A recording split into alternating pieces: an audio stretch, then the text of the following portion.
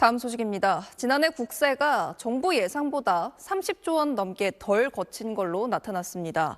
기업의 실적이 좋지 않아 법인세 규모가 줄어든 영향이 컸는데 올해도 전망이 밝진 않습니다. 유덕기 기자입니다. 지난해 국세 수입은 336조 5천억 원으로 정부가 예상했던 367조 3천억 원보다 30조 8천억 원이나 덜 거친 것으로 집계됐습니다.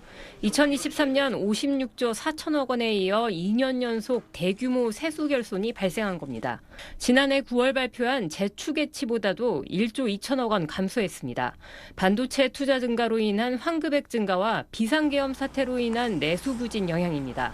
지난해 세수 펑크의 가장 큰 요인은 기업 실적 부진에 따른 법인세 감소였습니다. 상장사 영업이익이 44% 넘게 급감하면서 2023년과 비교하면 17조 9천억 원이나 줄었습니다. 국세 수입의 가장 큰 비중을 차지하는 소득세도 당초 정부안보다 8조 3천억 원 부족했습니다. 대규모 세수 펑크가 2년 연속 이어지면서 당장 야권에서는 감세 정책을 멈추라는 요구와 세수 예측 실패에 대한 책임론이 나왔습니다. 과도하게 예측한 측면이 좀 있어요. 자원의 효율적 배분에서 문제가 되는데 인재에 가깝기 때문에 책임을 좀 지우게 할 필요가 있다 이렇게 보고 있습니다, 저는. 문제는 올해도 전망이 불투명하다는 겁니다.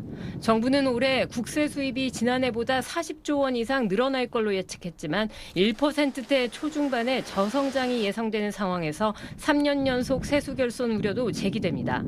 나라 곳간이 빈 상황에서 정치권에서 논의되는 추경을 편성할 경우 적자 국채 발행에 의존해야 하는 상황입니다.